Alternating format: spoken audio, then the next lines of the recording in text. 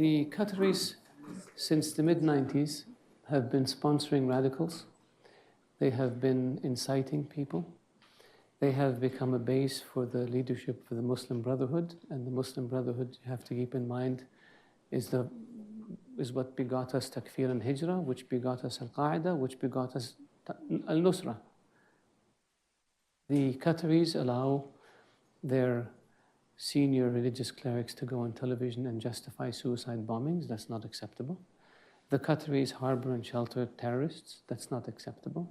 And Nashri, the head of Al-Qaeda in the Arabian Peninsula in 2000, entered Saudi Arabia on a Qatari passport.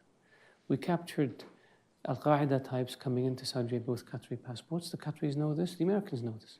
The world knows this. The Qataris are funding dissidents in the Emirates and Bahrain and Saudi Arabia and in Kuwait in order to cause problems for those governments and to create instability. Why would you do this? The Qataris pay ransom to terrorist groups, including $500 million to Hezbollah in Iraq, $50 million to Qasem Soleimani, according to text messages between the Qatari ambassador in Iraq and the foreign minister of Iraq, including, I don't know how much to Hezbollah in Lebanon. Is that acceptable?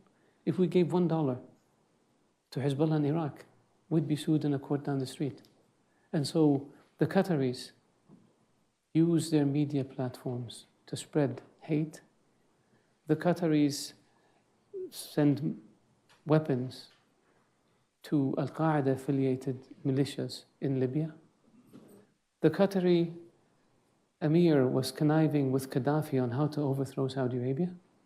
The Qataris connected Gaddafi with a Saudi dissident in London who they fund, who connected the Libyans with a group in Mecca with the objective of assassinating the then Crown Prince, later King of Saudi Arabia. Is this acceptable?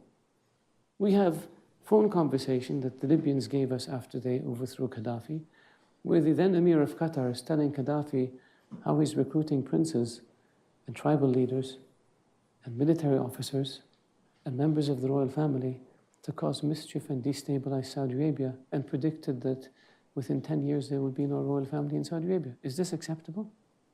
They do the same thing in Bahrain and in Kuwait and in the Emirates.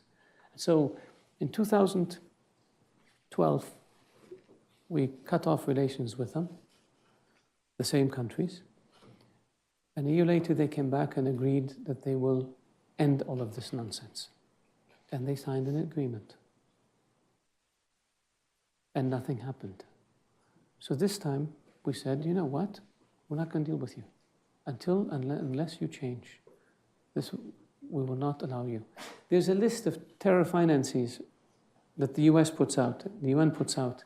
And a number of them are living openly in Qatar, raising money and giving it to bad people. Is this acceptable?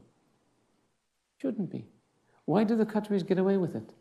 Because I think people see a young country, young leadership, they buy fancy buildings, they have a nice airline, and they think, wow, these guys are really modern. But we have to deal with the dark side that I just explained. And so that's why we said, unless you change, we're not going to deal with you.